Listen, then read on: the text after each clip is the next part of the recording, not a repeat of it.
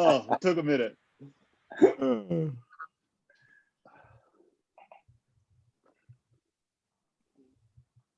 You guys like Taster's Choice? Jesus, shut up, Steve.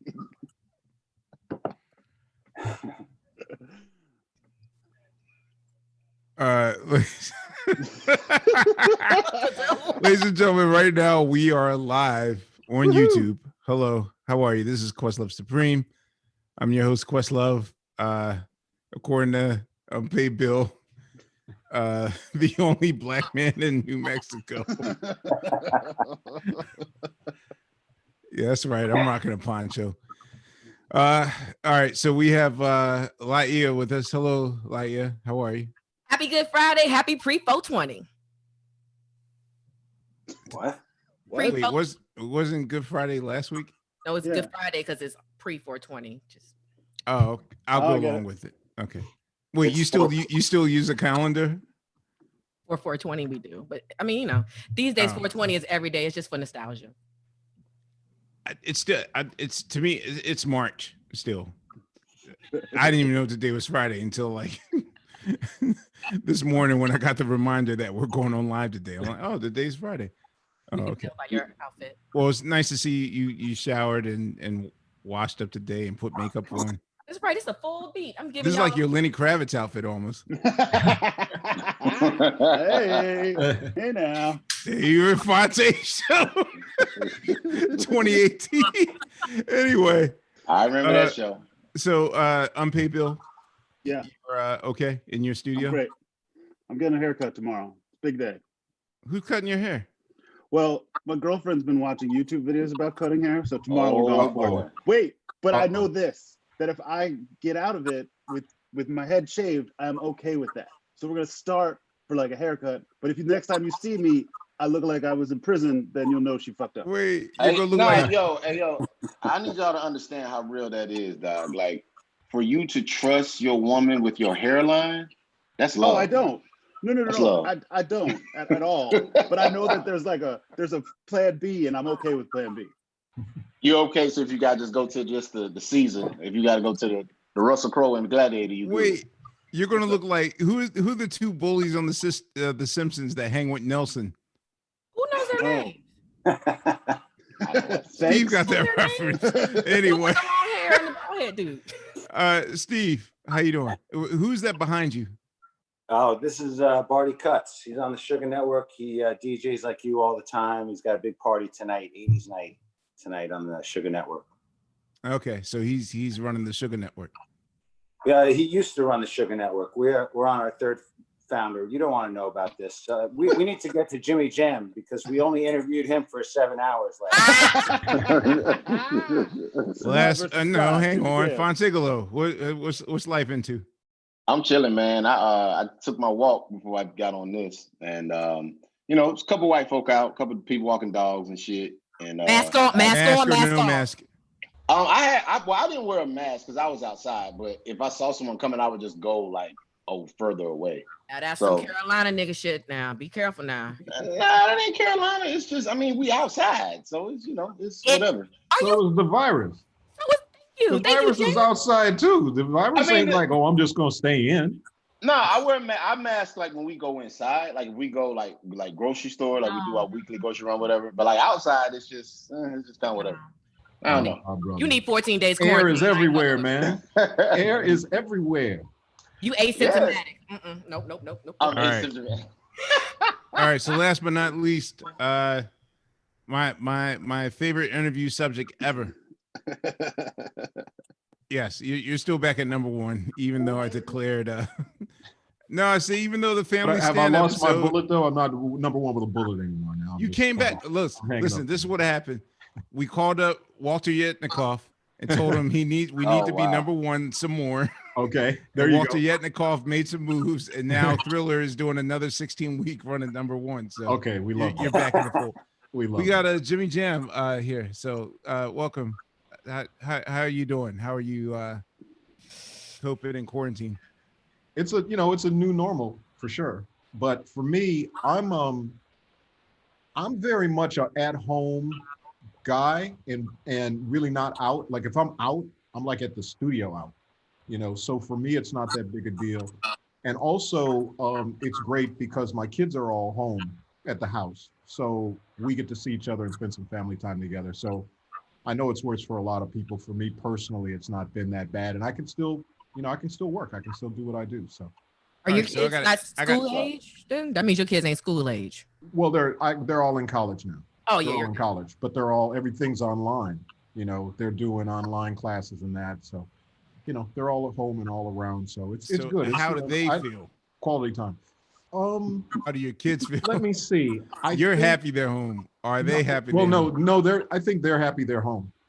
It was their choice. My daughter and my older son had their own apartment, and at the end of their lease, they said, "We'll come home." We were like, "Great, we're fine." So that's all good. And Max, your friend who you met, my son, my younger son, he's definitely cool with being at home. He loves being at home. So Okay. you know, it's all good. Wait, I didn't know you had an older son. I thought Max was your. No. So Max, I have Max, and then I have a daughter, Bella, who's his twin sister. So we have the boy-girl twins, Max and Bella, and then Tyler, who's my older son.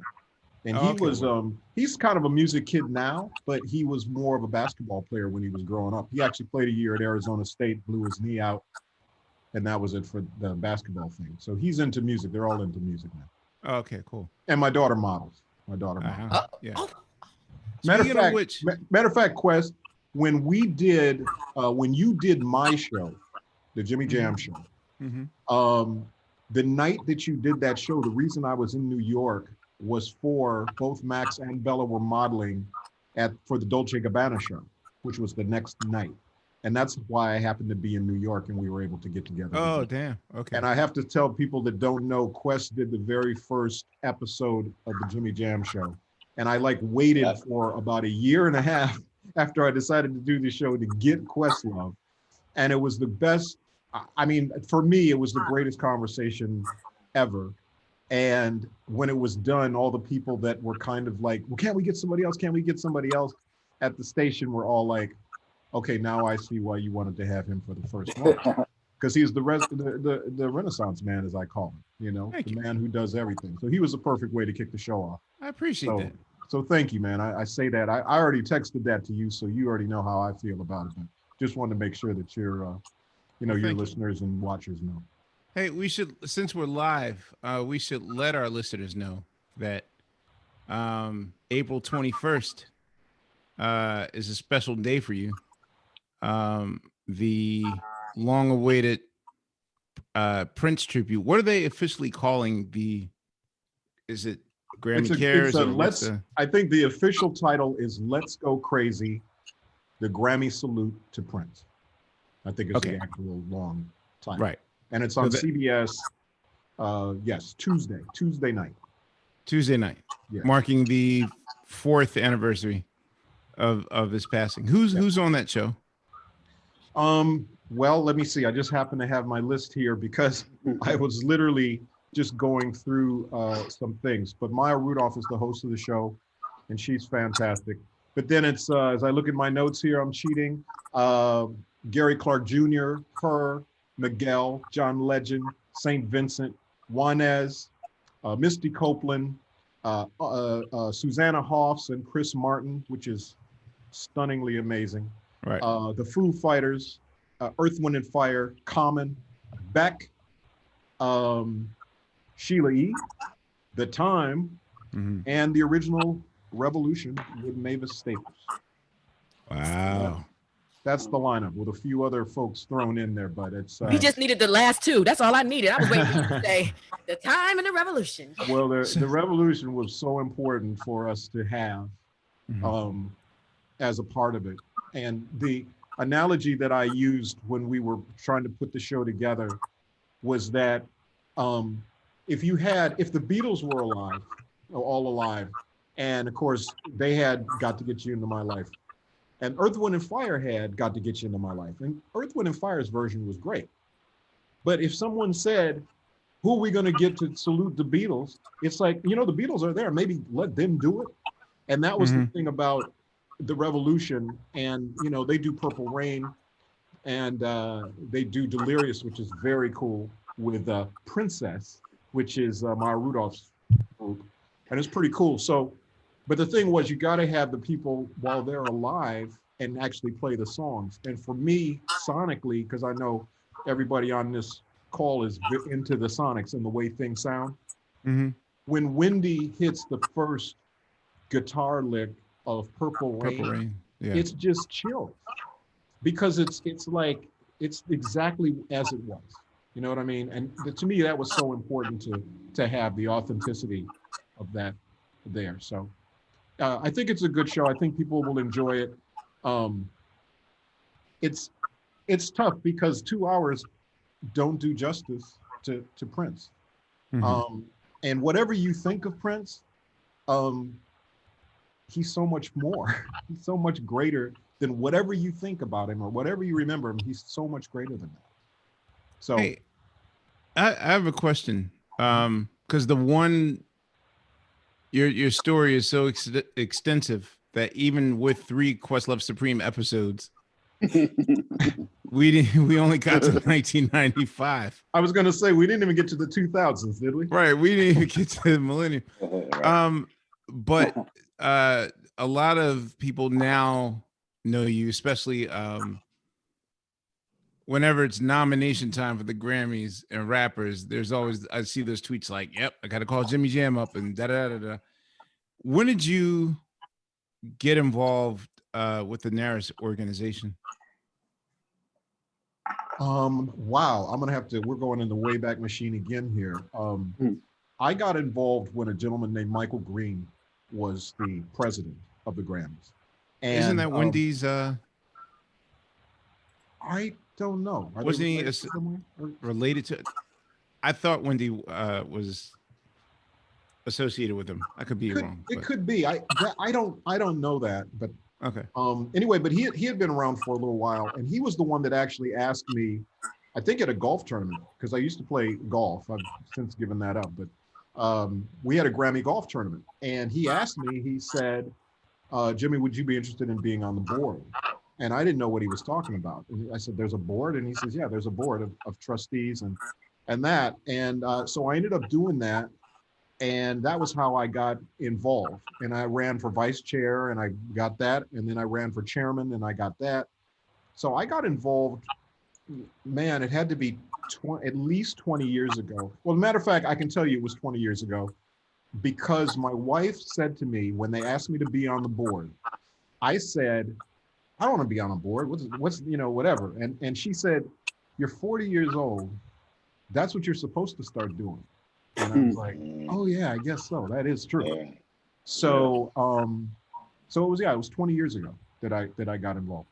And an active board member, because I mean, I'll be honest with you, I'm on the board for a lot of these. Like museum will call me up, "Hey, Questlove, want to be on the board?" And it's like, all right, I'll be on the board. So I'm on the board of like at least 11 other like things that I might DJ their Christmas party or whatever, but I'm not actively involved in it. So you went in you dove in head first from like day one, or because now I feel like you're seconds away from running the Grammys. No, At least I'm not. I feel like Trust it. me. Or Like they are might you need just the you most? to. No, that Or are no. you the most visible board member that we know?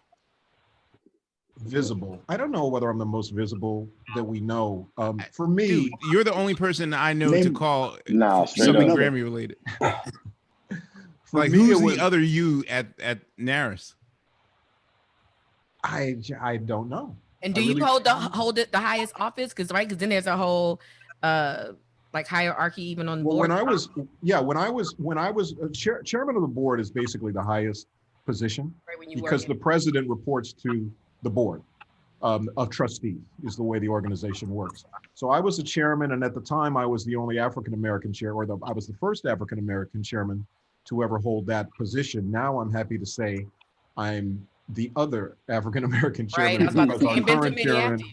Harvey Mason Jr., who I'll tell you a very cool story for me. When I walked into my first governor's meeting, because the governors are basically the local chapter board. So New York has one, Chicago has one, LA has one, San Francisco. There's different ones. But when I walked into my very first Los Angeles meeting, governor's meeting, Harvey Mason Sr. was on that board. And he was one of the people that took me under his wing and kind of showed me, this is the way it works, this is what we do, and all of that. So to now, 20 years later, as I say, to have Harvey Mason Jr. as the chairman of the Recording Academy is an amazing thing. And the other thing about Harvey is he is actually acting right now as the interim president of the Recording Academy. So it's nice to have him in there doing his thing. I'm very proud of him. But I just jumped into it because I felt like when, you know, there's the whole thing where you talk about give back to your community. You know, you want to give back to your community. My community, I always feel, is the music community.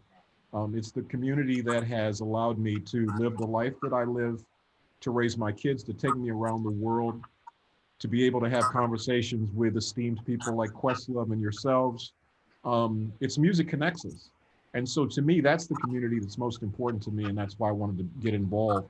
And when I jump into things, I jump into things. I really want to do the best that I can.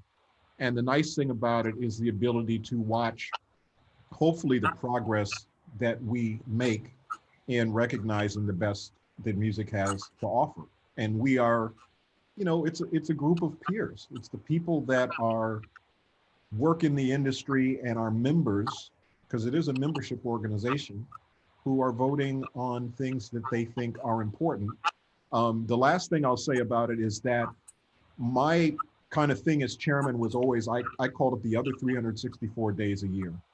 And it's very easy to talk about and criticize what award somebody gets or who got nominated and why did they not get nominated. And we do that one night a year and we hand those awards out. The other 364 days a year, I like to say we're involved in advocating for music makers, whether it's in Washington, whether it's through Music Cares, whether it's through the Grammy Foundation, the Grammy Museum. It's really about trying to elevate music the other 364 days a year. And even with the COVID outbreak that's going on now, Music Cares is involved in making sure musicians are protected and taken care of. And those are the things to me that the Grammys do that don't always get a lot of attention because it's always about the awards. But the other 364 days a year, the Recording Academy is really advocating on behalf of music makers. And that's the reason I'm proud to be a part of the organization. However, running it, I have no desire to run it, but I do like being a part of it, and I like attracting people to what it is we do. I had a question about being a chairman. The process of, is it similar to lobbying in Washington? Okay, so say if you wanted to reintroduce, let's say you want to introduce a reggaeton category. Now that's, for all I know, it's probably, maybe you guys call it contemporary Latin or whatever, I don't know. But say if you wanted to do a specific category for reggaeton, like, does it start with one person and they lobby and sort of pitch it to the rest of the chair people, and then you guys vote on it once a year, or that, like, what's the process of adding new categories or dropping old categories? Or so the process is, for that particular thing, is there's a committee. There's a bunch of committees that year round do awards things, but there is an A&N committee, which is awards and nominations committee. And that committee was not able to meet this year. Actually, those meetings were supposed to be at the beginning of this month, and of course didn't happen for obvious reasons. But what happens then is, yes, there's proposals that come forth from members that will say, we'd like to add this category. And they will make basically an argument for why they feel it should be added. Or maybe they'll say, let's maybe change the name of a category, or let's, you know, what it could be, any sort of thing. That gets vetted in a committee. And I believe there's probably, there's got to be probably 40 people on that committee. It's a big committee. It's probably the biggest one outside of the Board of Trustees. It's probably the biggest committee that we have. But the reason is because you want people from all the different genres of music to be a part of it. and you also want to make sure that there's people that understand the awards process and all of the other things. And you go in and you basically hash out a whole lot of different proposals. Some of them make sense, some of them don't. It gets voted on. And the thing is that the good thing about it is that year by year, it changes. So it's very fluid. So let's say one year, so you mentioned reggaeton. So let's say we don't have reggaeton, but let's say that 12 reggaeton records come out that are all amazing, and we feel like there's maybe not the proper place for them, and we're anticipating that there's going to be an explosion in that genre of music. We then can go into the committee process and say there were 12 records that we maybe didn't feel we were able to place in the proper place, and let's vote on that. And if we vote on it and people agree with it, all of a sudden in the next awards season, it's there. So it's not that everybody's just sitting around, thinking, well, we got it the way it is. It's a constantly evolving, fluid system on the award side of things. I see. One of my favorite things to do whenever I go to the pre-awards is I always sit near the Latin section because they have the most fun. Well, no, it's a running joke every year because I mean, for those that don't know, a lot of times people just have a voice in voting for categories that might not necessarily be up their alley. And I guess the main thing in the Latin category was anytime Jose Feliciano's name was on the nomination ballot, he'd win automatically. Yeah, name recognition for sure. And goes a long way. And the kind of comments, disdain, and that's nicely putting it, disdain of the committee at him weird. Sweeping the awards year after year after year after year after year after year. It like literally, I even if I'm not nominated, I'm like, yo, I gotta go to the pre-telecast just to hear, It don't feel. Oh, I'm sorry. Go ahead. I was just gonna say to y'all, it don't feel weird talking about like the Grammys and stuff in a post-COVID world. Like, I don't even know. Like next year, will it even be what it is? Like life has changed so much that it's like. I love that question. Will it be what it is? There's still going to be Grammys. Will it be what it was? You know what I mean? Like, because people have to gather. Hello. Yeah, no. Celebrities aren't playing with this gathering situation. What do you think? We're not ever going to gather again in this lifetime? No, I think that. I think it's a long way out. I guess I do too, and it's going to be a slow road. Jimmy, you answer better than me, but I believe that it's going to be a very slow road. We ain't going to just jump into auditoriums. We're going to go start maybe in the club, maybe. Yeah, no, I think it's going to be a slow roll. I think the thing that needs to happen is that the people who are able to still do what they can do, whether it's their jobs or social life or whatever, have to continue to do that. So I can just say with the Grammys, we don't know going forward what's going to happen. We do know that the nominations process and the award process as far as getting the votes out is all done online. That is all done online now. So that part of the process can still pretty much happen. What we would have to look at though is obviously the eligibility periods may move, when an actual broadcast may take place, and then the parameters of whether that's in front of a live audience, whether, we won't know until we get a little further along. But we definitely, have to continue to plan on some sort of recognition ceremony to happen in some way, and so we're doing that. And I just want to go back real quick, to the Jose Feliciano thing. We actually in the voting process, one of the things we've done is try to limit the number of categories that you can vote in, so that the voters vote in the categories that hopefully they know and that they're associated with, so that the kind of name recognition voting doesn't happen. Like, oh, I know that name, so I'm just going to vote for them. Right.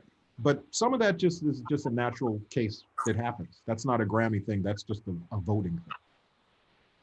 I see. But I know exactly what you mean, though. Anyway, Killjoy Laiya. No, I'm playing. Now I'm afraid. No, to that was ask a real question. That was a real question. Yeah. Laiya, that was No, it was a good question. I mean, I don't mean to be a killjoy, but it's just like life has just changed. I'm sitting here listening to how life has changed, but I see this as more, we've gotten over worse in this country. Now, whether or not it'll happen in our lifetime, personally, I mean, that's the question. Yeah. But you know what? But Quest, I have a question for you then. Mm-hmm. One, what do you think is worse that we've gone through? That's one I'd like to know. I was wondering about that. But I think, what I was going to say not in anticipation of your answer, but obviously you'll answer.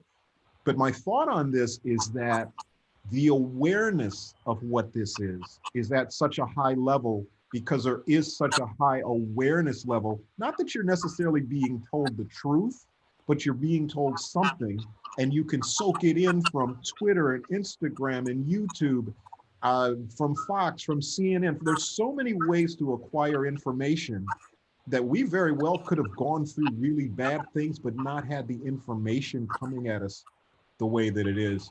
And so I'll let you answer that. And then Laiya, I just want to say the good thing, well, not the good thing about this, but the result of this is that I probably have listened to more music recently than I have in a long time.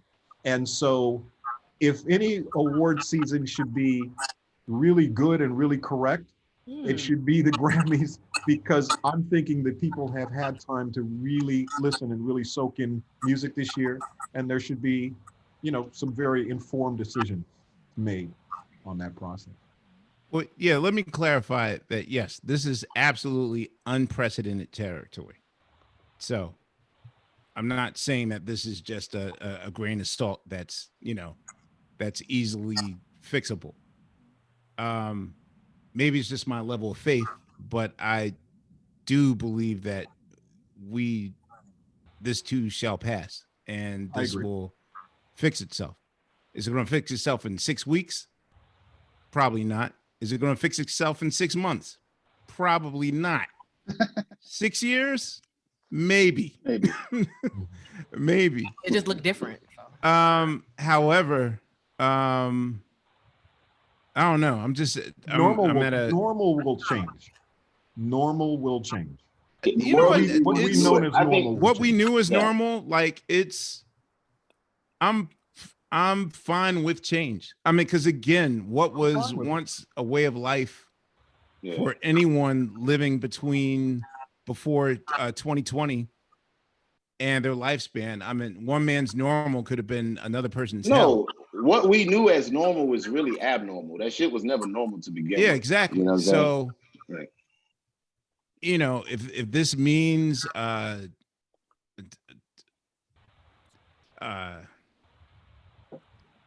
inconvenient refresh button, then so be it.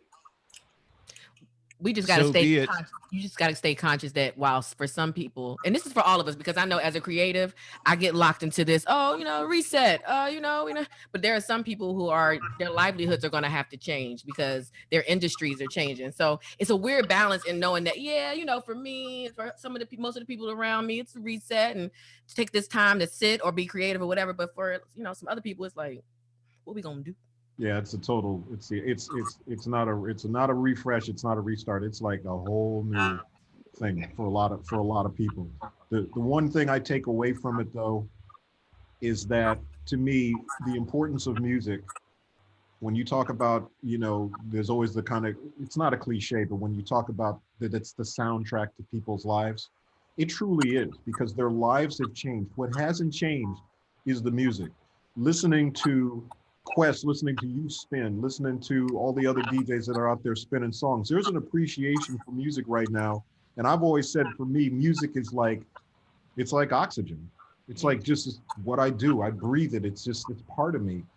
But I think people now are appreciating it more in a way because they have the time to actually do it. And that to me is a positive thing. And music ultimately, as it's always done in any situation, whether it's floods or whether it's famine or whether it's whatever it is in life, I mean, think about the first thing you always do is let's do a concert, let's do a marathon, let's do whatever. And so now those are being done over Zoom or over the internet or over YouTube or whatever. But it's still the same thing. Let's get people together and play music. And that to me really elevates to me what we do and how fortunate and how privileged I've always felt to be able to make music for what I do. But this is the purpose of it. There's songs that were thought of as kind of throwaway songs at one point in time that now people are absolutely clinging to.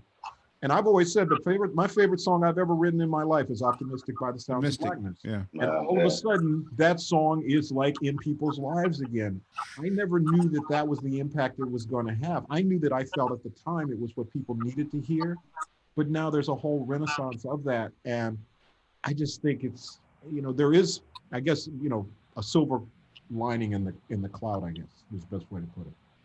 I think too now, like people are rediscovering how they're going to use music in their lives, because before I think music was something that people did in the context of something else.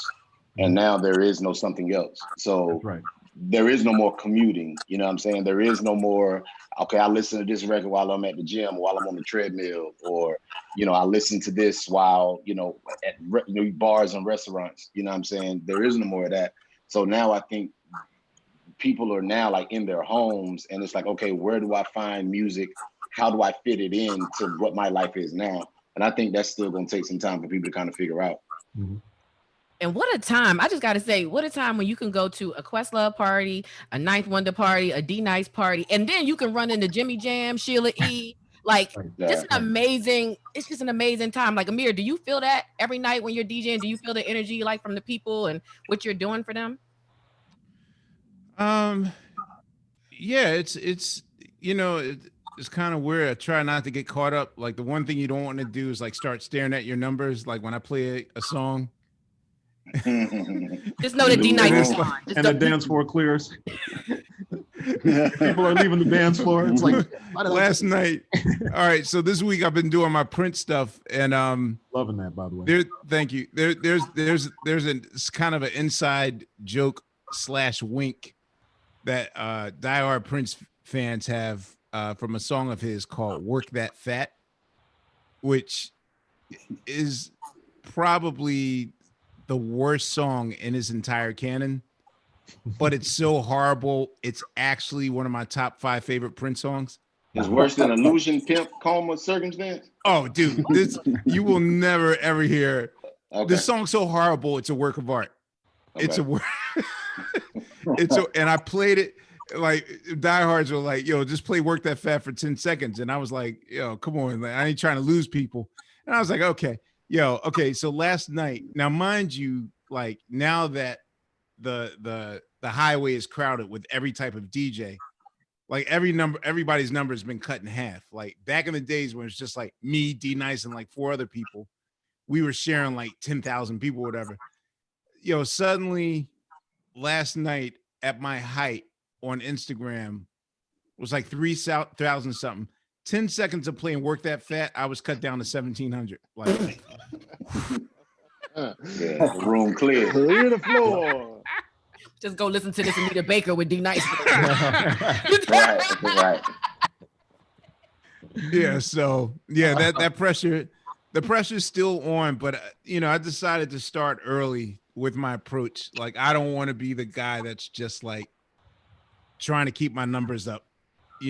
I want to really, if it's a 2,000 people that truly want to know about some stuff they never knew before, then I'm fine with that. So, yeah. And even with that, like stuff you never knew before is very relative, because I would be in your stuff. I'll be in your site, in your stream. And I'm like, damn, he playing all this shit like I didn't know. And then, but I would be familiar with a lot of it. But then I would go to another one of my homies that spins DJ Artistic. He's a West Coast dude. Yeah. He did like an hour full of West Coast songs I've never heard in my life. And the shit was jamming, but I was like, dude, but it was just it reminded me of a time when there really was regionality, like just in hip hop, where you could, you know what I'm saying? Where you could hear, what was on the radio in LA was different than what was on the radio in St. Louis or Detroit or, wherever. And so for me, it's been just a real it's been a musical, kind of a refresher course of just all the stuff that I missed. So that said, DJ Jimmy Jam, is there any that's for real temptation whatsoever Come for on, you versus. to break out the Wheels of Steel? Come on. Wheels of Steel. Maybe. And the only reason I would do it, I've actually been talking about doing it for a while, but just never did it.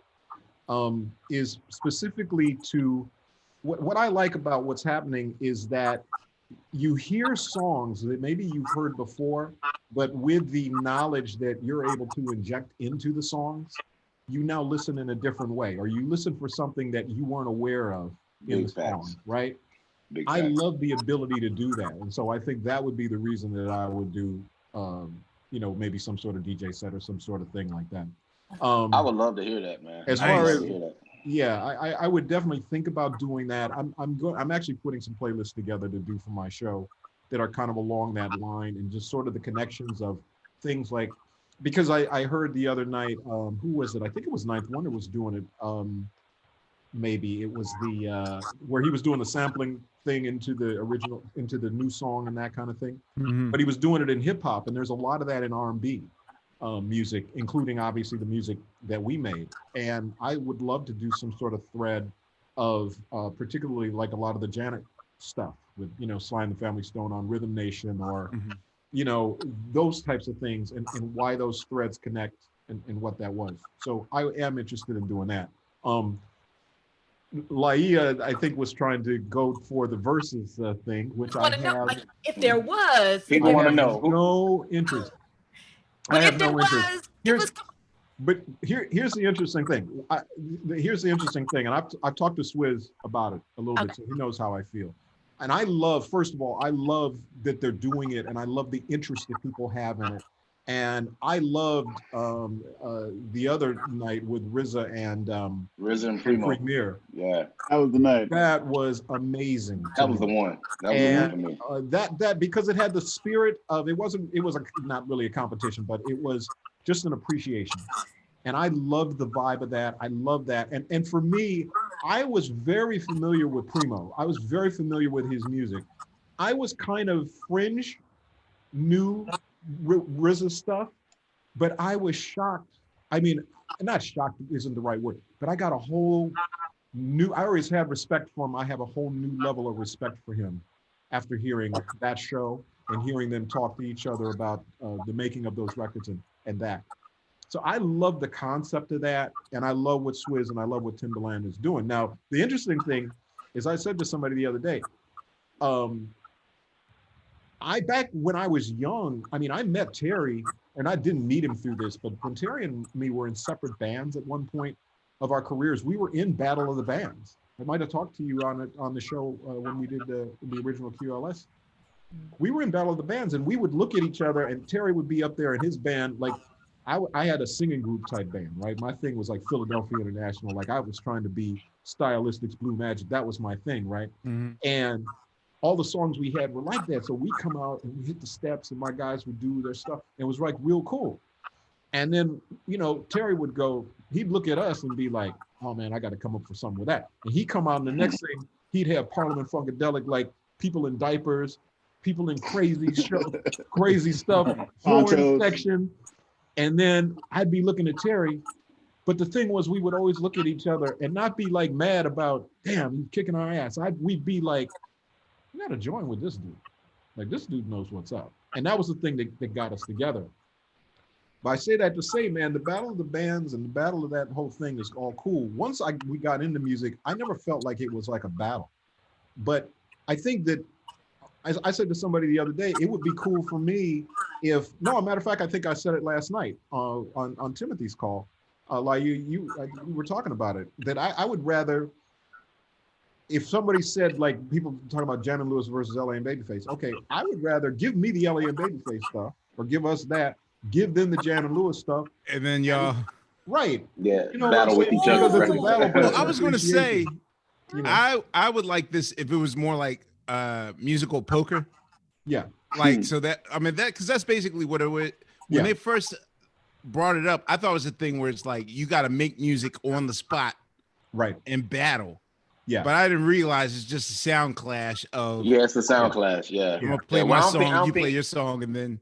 Yeah, I don't think the IG audience got the patience to watch somebody make a beat. Like I just don't think that's gonna be as as engaging. Yeah, but that would be hilarious. Like have people opposing sides play each other's material. Yeah. There would be. I mean, to me, that would be. I'm not saying we should do that, but I'm just saying that to me would be more interesting to me. I think because that would show an appreciation that I have for LA and Babyface, and it was great because Babyface a while back, I saw it on online the other day. He had come to a thing we did for our Jam and Lewis album that we're working on. And he talked about that, he said, we just wanted to be Jimmy and Terry. That was what we always wanted. But then when we actually met, he said he was shocked that we were like so nice and whatever. But it was like, yeah, but we never felt like they were competition for us. We felt like, no, we love what they do. And Clarence Avant, the Black Godfather, had told us, one of the pieces of advice he gave us was, if you ever see anybody that's out there and they're doing their thing, but they're having a problem, they might have a business problem or they might need a little help, introduce them. And then I remember LA, maybe 3 months after Clarence said, can you introduce me to Clarence Avant? And we were like, yeah, absolutely. And we did.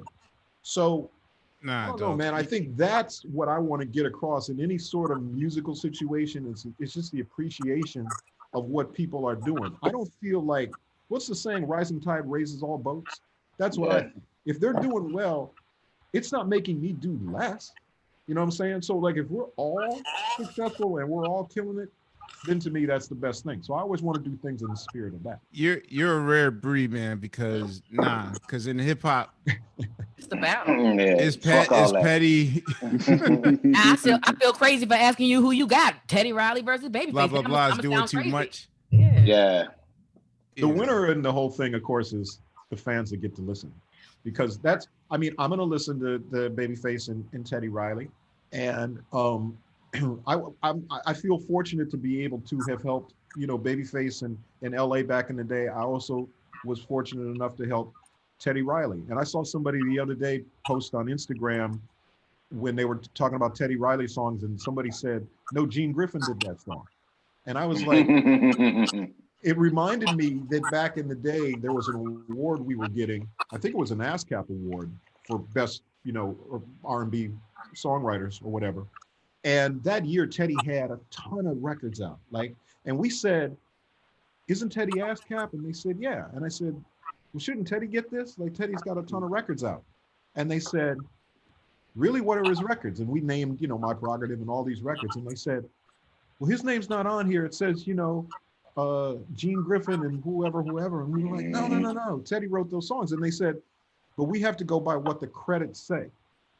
And so we went to ASCAP and we just said, you guys, what if you guys came up with like an emerging songwriter or some sort of an award? You can name it what you want to name it, to recognize people that are, on the come up. They're on their way up, And so they said, yeah, that's a great idea. And then we said, okay, then give it to Teddy. So that when we're standing up here on stage, knowing that this brother should have won this thing, he's up here with an award. And they did that. And I've seen pictures of the three of us on stage together. And just to wrap this, I know I get into long stories, and I apologize. My job. Just to wrap the thought up of it, we were at a Christmas party then later that year, because Teddy did get the award, and I can't remember what it was, emerging songwriter or some sort of an award he got. And I remember as we were standing there taking the pictures, I said to Teddy, this award we're holding is supposed to be your award. And he said, man, I don't care about no awards and blah, blah, blah. He's like, okay, cool. So about 6 months later, we're at Clarence Avant's house for a Christmas party. And Teddy's there. And Teddy comes up to me and he goes, hey man, I just want to apologize for what I said. Because you were trying to tell me about legacy and about how important the recognition is. And I didn't get it. And he says, but now I get it. And he says, and I'm going to straighten my business out and I'm going to get my stuff out. And after that period of time, Teddy's name was on everything that he did.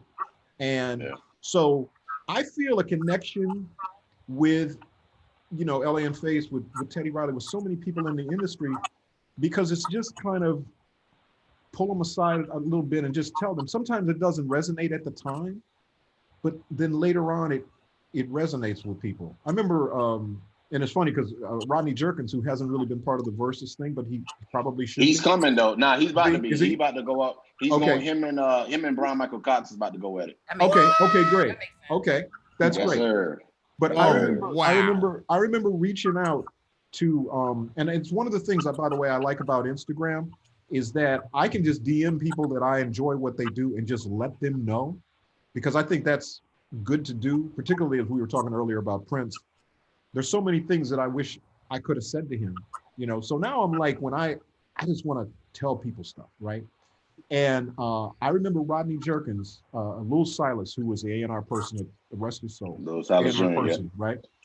And I remember I called Lul and I said, Lul, I said, man, I said, there's this dude on this, he did this song called Share My World. I said, it's so amazing. The chord structures in this song are so amazing. He said, oh, he said, yeah. He said, that's Rodney Jerkins. He said, I'm in the studio with him right now. I said, you're kidding. I said, put that dude on the phone.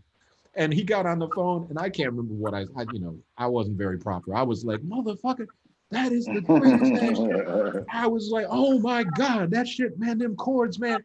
And he was like, man, thank you so much. I appreciate it, whatever. Anyway, I remember about a year later when Rodney had he had a whole run of hits, right? And they all had 2 chords. Everything was, you know, Girl Is Mine or Boy Is Mine or whatever. All those songs, It's Not Right, It's Okay. It was all 2 chords. It was a minor chord to a minor chord, a minor chord to a minor chord. And I saw him at some event and I said, dude, I said, first of all, congratulations on everything you're doing. But man, you know more than just those 2 chords, man. And he said, yeah, but that's what everybody wants. And you know, that's, I was like, dude, man, but you gotta, come on, get the musicality, man. You can do that. You can do that. And I remember a few years later, we talked and we met and he said, man, you were right. You were right. He says, I got locked into, you know, the record companies all wanted me to do the same thing and the same thing. Same record. And he stretched out for me. So I always like just dropping, I just call them seeds. It's just seeds. Nobody's gonna totally change what they do. But at some point in time, it's just kind of cool to watch somebody and you can hear the change that they made and you go, okay, man, I'm glad I got a chance to say this to this dude. Whether I had the influence or not, it's just the idea of being able to communicate with people on that level. Wait, can I ask a question? Yeah. Since you're already here, on 24 Karat, how many C's did you drop? Because I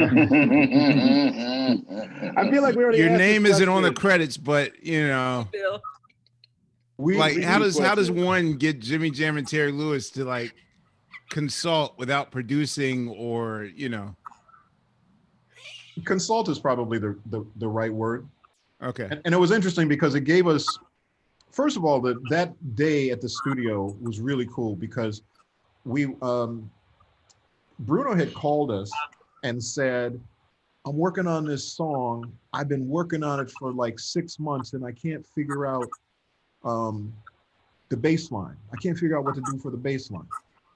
And we said, okay, cool. So we went over, and what we discovered about Bruno was that the way his records sound when they're ultimately done is it sounds very, sounds very kind of spontaneous and very, you know, like they just kind of threw it together. Like it would always have that energy to it. Mm-hmm. But behind that was this very meticulous, every note had to be perfect in the right place, even if it was in the wrong place, but it had to be almost like planned, right? That it was in the wrong place. And it was a weird combination to me. What it was like working with a combination of Michael Jackson, who was very meticulous about everything being perfectly right. And are we challenging ourselves to really be the best that we can be on one hand, and Prince on the other hand, who was like, the song is done in a day. He wakes up in the morning, does it, that is what it is. The mistakes are in there. It doesn't matter. We're prolific and we're done. Mm-hmm. Bruno was this combination of those 2 things. He wanted the spontaneity. He wanted the groove. He was like, cool. And then when he got it, it was like dissecting. I'm going to dissect every piece of it. So the funny thing that happened was he played us the song and it was 24 Karat. And we liked it. We said, "This sounds cool, sounds cool." And he said, "No, man," he said, "something about when I put the chords in it, it loses the groove." And he said, "I don't know." He says, it doesn't make me want to dance." And he said, "And the video concept I have is I'm dancing. And so I got to be able to make it so that we dance." And I said, "Give me some examples of some songs that make you dance." So he named a bunch of songs that he thought, I can't remember what they all were, but one of them was a DJ Quick song called, oh man, it just goes to boom, boom, boom, boom, boom, boom, boom, DJ Quick, like a total West Coast anthem type thing. Yeah. Okay. Now, me and Terry were huge DJ Quick fans, right? So we were like, "Oh, I know," and we put that song on, and he immediately started dancing. And we said, "Okay, let's put that vibe on it." So Terry goes, "Man, plug in that keyboard right there," and whatever. So I did. And literally in, I don't know, 6 minutes, we had a bass line. And so Bruno was like, "Man, I've been working on this song for 6 months. In 6 minutes, you guys have a bass line."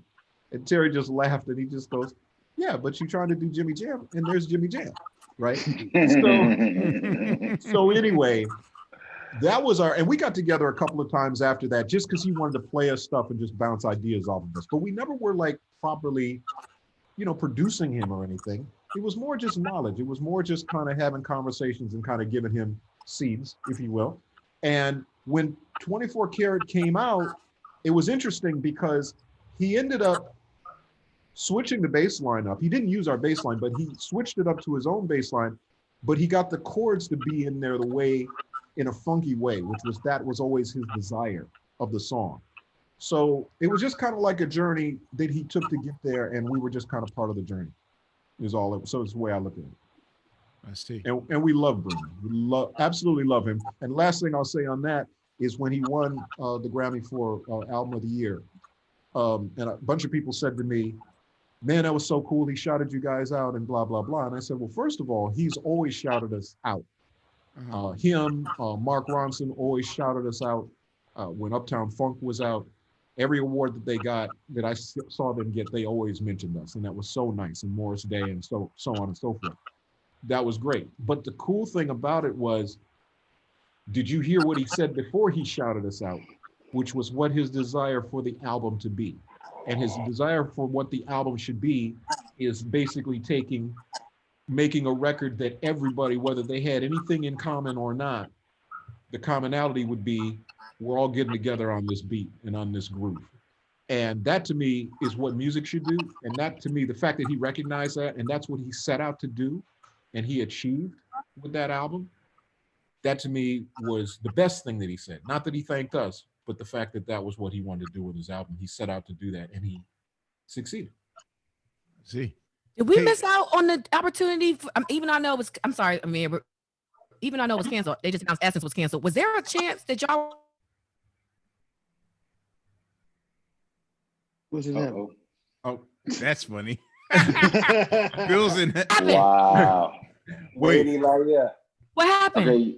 Oh, you froze. You froze, girl. Oh, okay. In the collective look of. So yeah, she wanted to know, were you guys supposed to perform at Essence this year? Since it was Bruno and Janet. Yeah, there was a possibility, for sure. Damn. So all right, before I go and before we wrap up, how are you and your partner able to create in this environment? Same way we're creating this show right now. But Terry is, of the two of us, is definitely more the tech head. And he's got a whole bunch of different things that we're trying out, that we're experimenting with. Because we were in the middle of, besides finishing our record, we were also in the middle of doing a new Peabo Bryson record. And Quest one time said, that Bruno was, not Bruno, but Peabo was the funkiest 70-year-old he'd ever heard. Yeah, dog. And he's only 69, by the way. He just turned 69. But anyway, we're working on a new Peabo Bryson record.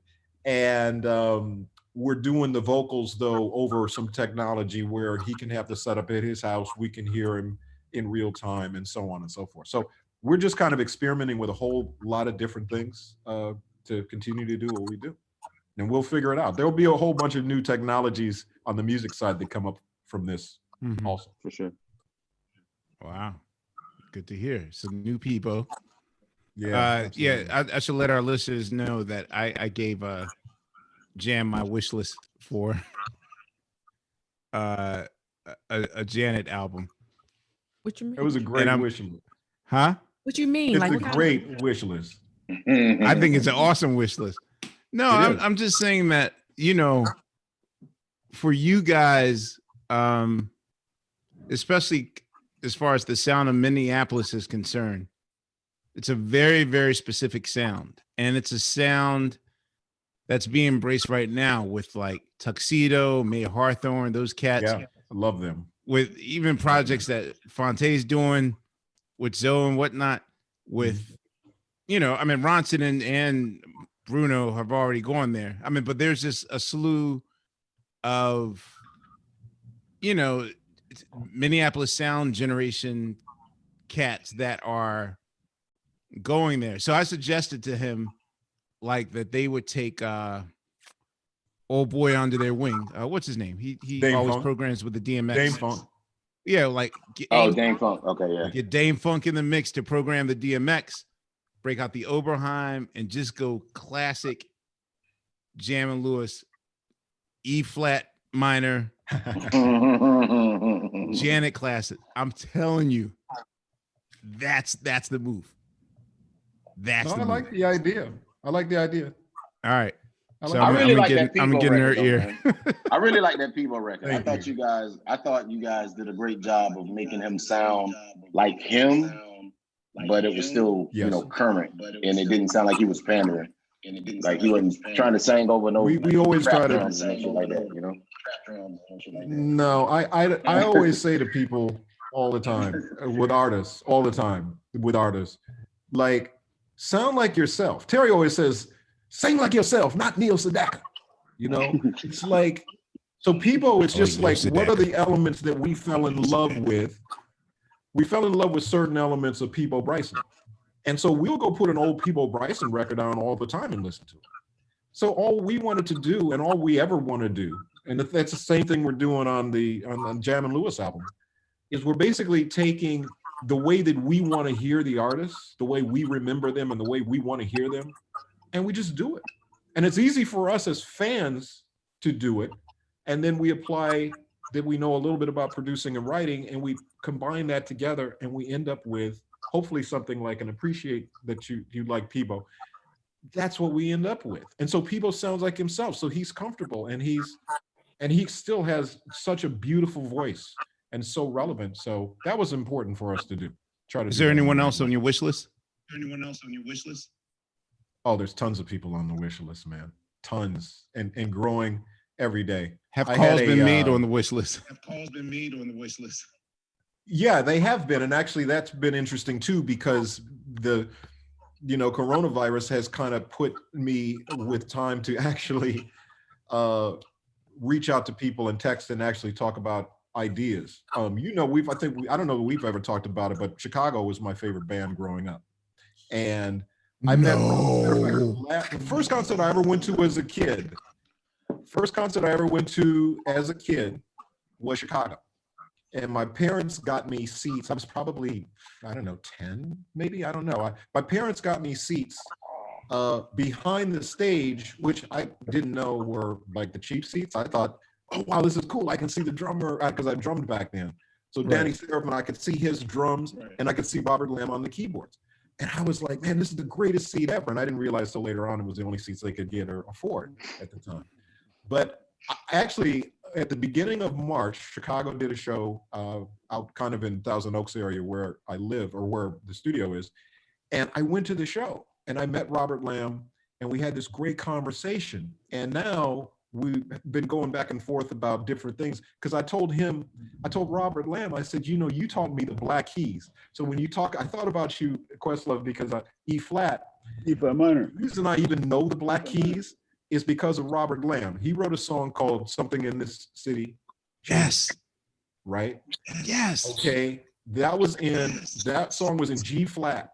And in order to play that song and learn to play that song, I had to do it learning the black keys and on the piano. And I told him that song is the reason I learned the black keys. So there's our connection, our Robert Lamb connection. And we're talking about, he literally hit me as we're on this conversation. He just hit me about software because he's at home on his computer and what do I use and blah, blah, blah. So we're having a dialogue back and forth. I also reached out for the other person that may appeal to you is Diamond in the Ohio Players, because I was listening to old Ohio Players and those drums and that drum sound on those records, on the Mercury record. The deep drum sound. The Westbound records are amazing, huh? The deep drum sound, yes. The deep drum sound. Yes. The deep drum sound is the most amazing sound to me ever. The beginning, if you just play the beginning of what is it, Free? I Want to Be Free. Mm-hmm. The drums on that, boom, boom, boom, boom, into a boom. That's the greatest dynamic thing ever, right? So anyway, I heard it and I just thought, I'm gonna reach out to him. And I didn't find him on Instagram. I didn't find him on anywhere. But it turns out that I don't know, there was his niece or somebody, his daughter, followed me or something and connected us together. And so she just gave me his text and said, he'd love for you to reach out, blah, blah, blah. Those are the kinds of things in the relationship. So when you talk about wish lists, I mean, come on, there's all kinds of wish. I had lunch before the lockdown. I had lunch with Steve Arrington, which was amazing. You know what I'm saying? So yeah, I'm enjoying that part of it, the ability to reach out to people and fill that wish list for sure. Well, that's good, Brother Jam. This is about to be a 9-hour interview. Hey, don't forget, boss, reminding people, it's a Jimmy Jam. We got a Jimmy Jam couple of weeks coming up. Well, actually, it started on Monday with the release of Jimmy Jam Part 1 for Questlove Supreme Classics. And then we continue on next week on Monday and Tuesday with Part 2 and 3. Marathons. You need more Jimmy Jam in your life. Of jamness. Awesome. Well, brother, we wish you, continued success. Thank you for being you. Thank you for yes, sir. Always, reaching out. You are the olive branch. You are the reach across the aisle person that I hope to be in my lifetime. And maybe one day I'll join the board as well. So past 40. So. Yeah. Shut up, Laiya. Mm-hmm. Anyway, that's right. Yeah, I'm taking you with me too. That's right. Yeah, I'm taking you with me too. Well, thank you, ladies and gentlemen. On behalf of Questlove Supreme, Unpaid Bill, Sugar Steve, Phonte Coleman, Laiya, and the great Jimmy Jam, the knowledgeable Jimmy Jam. This is Questlove Supreme live on Friday. All right, we will see y'all on the next go round. Check y'all later.